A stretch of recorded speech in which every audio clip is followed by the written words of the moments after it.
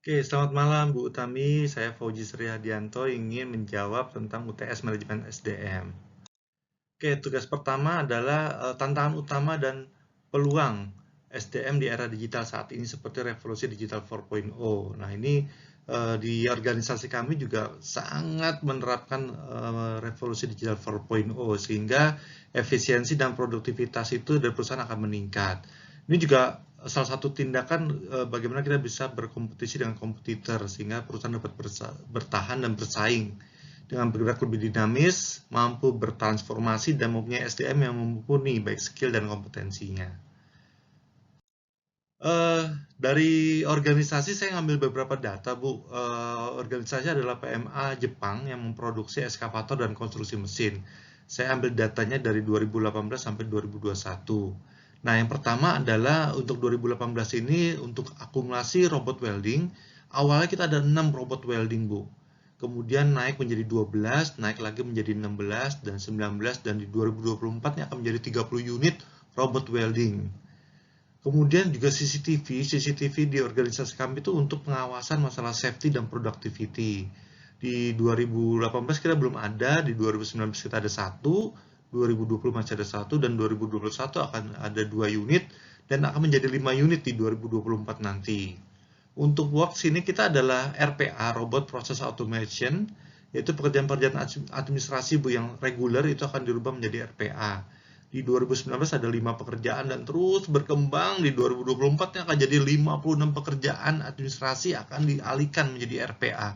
Contohnya mengenai overtime, mengenai rekap absensi, mengenai perubahan data karyawan, mengenai tentang check sheet, pengisian check sheet, semuanya akan menjadi RPA. Sangat luar biasa sekali. Dan IoT di tempat kami adalah untuk monitoring, visualisasi juga. Di awalnya ada 11 facility yang kita monitoring, kemudian naik menjadi 18, dan nanti di 2024 ini akan menjadi 45 facility, mencakup tentang machining center, mencakup tentang welding robot, welding mesin, ada power listrik, kemudian juga ada trafo, juga akan dimonitoring. Nah, berdasarkan data di atas, penerapan digitalisasi baik berupa robot, IoT, RPA maupun CCTV sudah meningkatkan rasio efisiensi dan rasio produktivitas organisasi, sehingga menggantikan dan mengurangi jumlah operator maupun staf dalam organisasi kami. Ini benar-benar terjadi di tempat kami. Dan fakta lainnya adalah kami itu membidik manpower, generasi manpower untuk generasi milenial, yaitu persyaratannya ada fresh graduate baik SMK maupun sarjana maksimum 25 tahun. Di tempat kami itu ada namanya unit pelatihan kerja, Bu. Ini adalah unit yang mempunyai fungsi memberikan training dan edukasi para fresh graduate agar mempunyai kompetensi dan skill sebelum terjun ke section atau proses produksi. Nah, unit UPK ini mempunyai beberapa kekuatan dan kelemahan.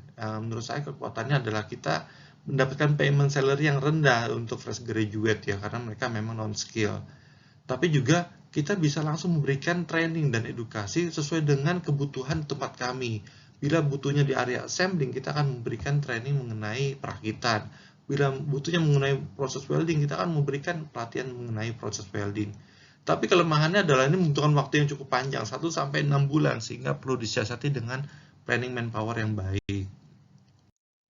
Nah, ini ada 5 strategi untuk mempersiapkan SDM di era revolusi digital 4.0. Yang pertama adalah memberikan kesempatan karyawan untuk mengeluarkan ide dan masukan. Nah, ini perlu difasilitasi, dijembatani dengan memberikan sosialisasi, dengan memberikan format untuk mereka isi idenya apa saja, dan akan sangat tinggi sekali untuk diimplementasikan. Yang kedua adalah memberikan edukasi dan pelatihan skill. Ini sudah pasti kita lakukan, saya yakin dimanapun juga melakukan ini. Dan yang ketiga adalah memberikan motivasi up dengan awards atau penghargaan karyawan. Ini juga sudah banyak yang melakukan. Di tempat saya itu ada namanya Excellent Awards untuk setiap tahunnya, kemudian juga ada MVP. MVP ini diberikan untuk orang yang memberikan inisiatif, baik itu cost reduction ataupun penaikan produktivitas. Yang keempat adalah menyiapkan budget pelatihan sesuai dengan kemampuan. Ini juga di tempat kami itu kita tanya ke beberapa manajer yang mempunyai kemampuan untuk mengajar sebagai trainer. Nah, itu kita minta untuk mereka untuk mengisi materi-materi training dan edukasi kepada fresh graduate. Kemudian yang kelima adalah melakukan continue dan konsisten evaluasi dari outcome hasil pelatihan dan edukasi. Ini seperti yang pernah saya sampaikan di kelompok 7 tentang SR Management. Ya, yang penting adalah konsisten dan komitmennya bagaimana outcome ini bisa menaikkan kinerja dari suatu perusahaan.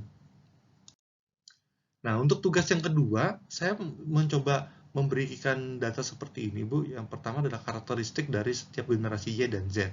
Ada 7 karakteristik. Yang pertama adalah kemampuan mempelajari teknologi.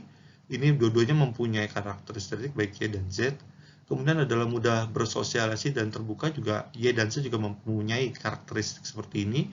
Yang ketiga adalah ambisi tinggi dan percaya diri tinggi. Ini saya lihat faktor kelemahan, sehingga generasi Y ini banyak kecenderungan percaya dirinya tinggi, tapi minim untuk generasi Z-nya. Tergantung dengan teknologi dan gadget ini sangat didominasi oleh generasi Y, tapi generasi Z mereka tidak tergantung dengan gadget. Skill interpersonal yang terbatas mungkin karena tergantung dengan gadget, jadi generasi Y-nya tuh sangat terbatas, tapi tidak dengan generasi Z. Mereka lebih suka mudah belajar sesuatu hal yang baru. Rentan stres juga banyak di generasi Y, tapi tidak di generasi Z. Kemudian juga mudah bekerja di perusahaan startup. Ini banyak dilakukan oleh generasi Z karena mereka menganggap punya tantangan yang lebih untuk perusahaan di startup. Nah, melihat tabel di atas, kita bisa menyimpulkan untuk generasi Y itu mempunyai banyak karakteristik yang lemah, yang membuatnya untuk bersaing agak sulit dan mudah stres. Sedangkan generasi Z yang mempunyai rentang 8-24 tahun dengan generasi yang sudah memasuki usia angkatan kerja, sedangkan menurut BPS juga di 2020 generasi Z ini akan mendominasi Indonesia dari 270 juta jiwa, 27,94%-nya nih atau sebanyak 75,4 juta jiwa itu adalah generasi Z. Nah, ini akan menggeser generasi milenial. Untuk itu, kita perlu mensiasati untuk melakukan rekrutmen generasi tersebut. Siasatnya seperti apa? Ada 8. Yang pertama adalah menawarkan pekerjaan fleksibel. Ya, ini sangat mereka sekarang mengutamakan work-life balance. Kemudian mempromosikan budaya organisasi biar mereka tertarik dengan kebudayaan organisasi tersebut, baik dengan situs ataupun web. Kemudian memberikan pengalaman melamar yang menyenangkan dengan menggunakan chatbot atau AI.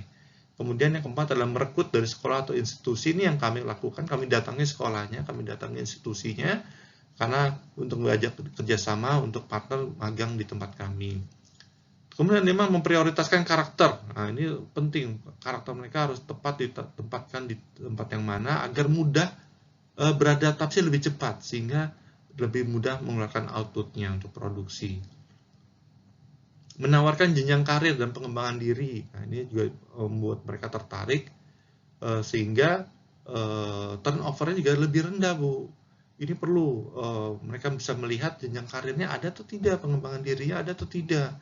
Dan mereka, yang saya alami adalah mereka bertanya, mereka merasakan, saya nyaman kerja di sini. Oh, saya nyaman magang di sini karena karyawannya baik, karena informasinya jelas juga, karena jenjang karirnya juga terlihat lebih jelas. Ini poin sangat penting untuk mereka ketahui.